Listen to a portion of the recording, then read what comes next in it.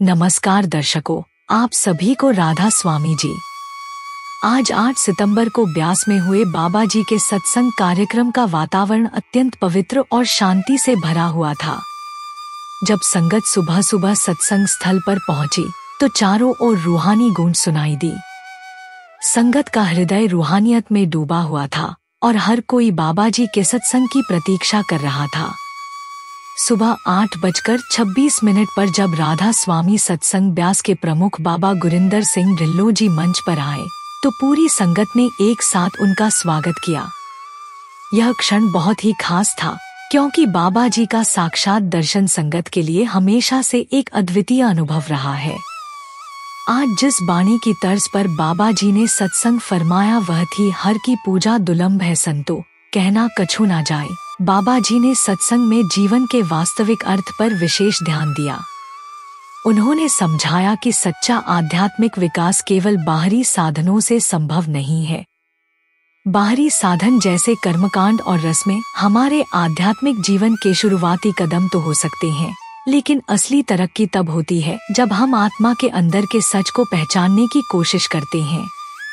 बाबा जी ने इस बात पर जोर दिया कि जीवन की सच्ची पूजा और आराधना वही है जो हमारी आत्मा को उसके मूल स्रोत यानी परमात्मा से जोड़ती है।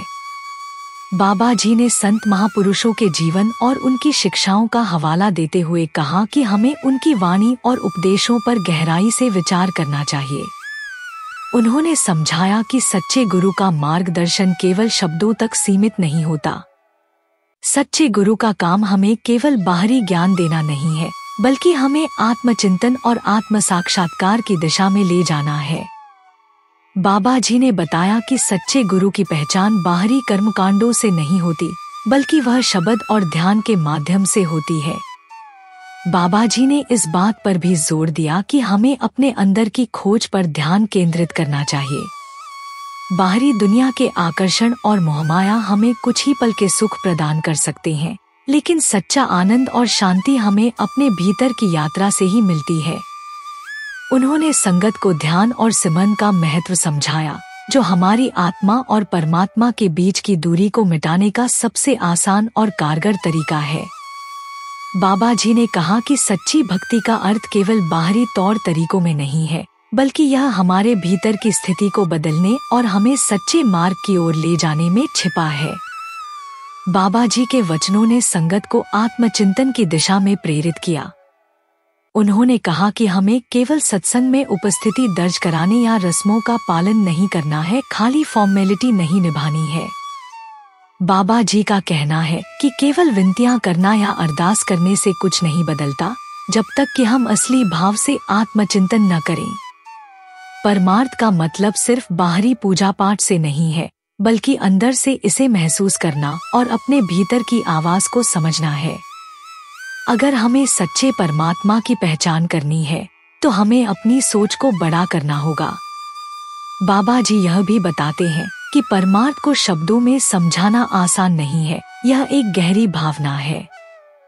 चाहे जितने भी ग्रंथ पढ़ लिए जाएं, उससे कुछ नहीं बदलेगा जब तक हम इन बातों को अपने जीवन में नहीं अपनाते।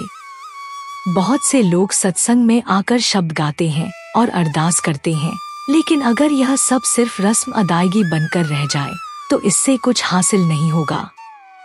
हमें इन शिक्षाओं को समझकर अपने जीवन में लागू करना होगा।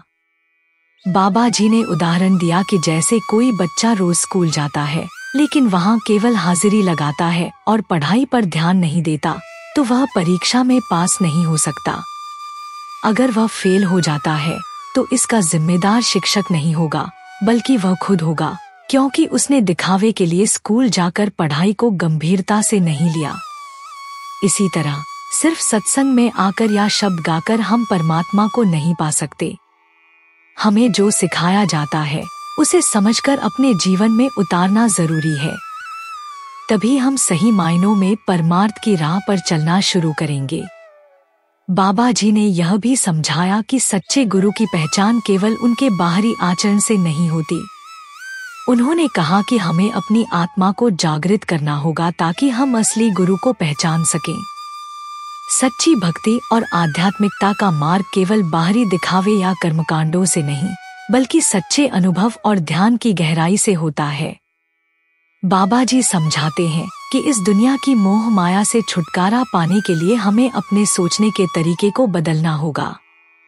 उन्होंने एक आसान उदाहरण देकर समझाया कि अगर कोई व्यक्ति आपको अपनी गाड़ी इस्तेमाल करने के लिए दे दे, तो भले ही आप उस गाड़ी का उपयोग कर लें, लेकिन वह गाड़ी आपकी नहीं हो जाती।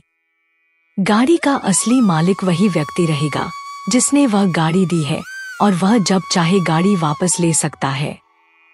उस समय आप शिकायत नहीं कर सकते कि गाड़ी आपसे क्यों ले ली, क्योंकि असल में वह गाड़ी आपकी थी ही नहीं। ठीक इसी तरह बाबा जी कहते हैं कि यह शरीर जो हमें मिला है वह भी मालिक का दिया हुआ है। हमें इसे सही तरीके से इस्तेमाल करके दुनिया के बंधनों से मुक्त होना चाहिए और अपने असली उद्देश्य यानी परमात्मा की प्राप्ति की ओर बढ़ना चाहिए। इस जीवन का सच्चा मकसद केवल और केवल नाम की भक्ति के जरिए ही पूरा हो सकता है। लेकिन हमें यह समझना होगा कि यह शरीर भी स्थायी नहीं है, एक दिन इसे छोड़ना ही पड़ेगा। इसलिए इस शरीर से या इस दुनिया की दूसरी चीजों से जुड़ना सही नहीं है।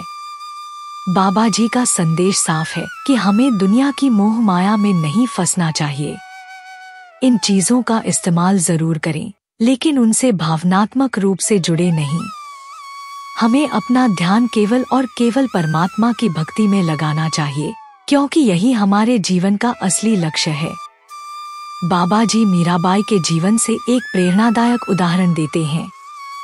मीराबाई, जो मेवाड़ की एक रानी थी, उन्होंने अपनी जिंदगी में असली खुशी और सुकून तभी पाया जब उन्होंने नाम के रस को महसूस किया।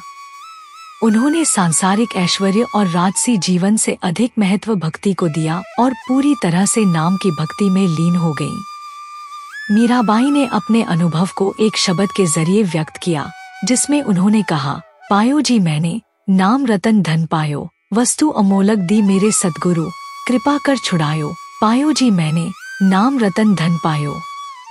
इस शब्द के जरिए मीराबाई यह बताती हैं कि सच्ची दौलत, असली खजाना केवल नाम की भक्ति में है।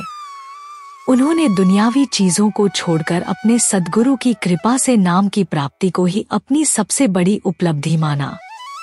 बाबा जी इस प्रसंग के जरिए हमें समझाते हैं कि मीराबाई की तरह हमें भी जीवन की असली खुशियों को पहचानना चाहिए, जो केवल नाम की भक्ति और गुरु की कृपा से मिलती हैं। दुनियावी संपत्तियों और सांसारिक चीजों की तुलना में नाम की भक्ति के मूल को हमें समझकर खुद को नाम के सिमरन में लगाना चाहिए। सत्संग का समापन बाबा जी के उन वचनों के साथ हुआ, जिसमें उन्होंने कहा कि नानक के घर केवल नाम की पहचान होती है और कोई अन्य वस्तु मायने नहीं रखती। बाबा जी के वचनों ने संगत को आत्मा के भीतर की दिव्यता को समझने और उसके साथ एकाकार होने की प्रेरणा दी। आज के इस सत्संग ने संगत को न केवल आध्यात्मिक रूप से समृद्ध किया, बल्कि उन्हें अपने जीवन के उद्देश्य और मार्ग के प्रति भी सजग किया। इस अनुभव ने संगत के जीवन को गहरे रूप से प्रभावित किया। बाबा जी के वचनों से संगत को अपने अंदर की खोज, खुद के असल अस्तित्व की पहचान और भक्ति के असल अर्थ की गहरी समझ मिली। यह पूरी वीडियो आपको कैसी लगी, अपनी प्रतिक्रिया हमें कमेंट में जरूर बताइएगा। एक बार फिर लौटेंगे एक नई अपडेट के साथ, तब तक के लिए राधा स्वामी जी।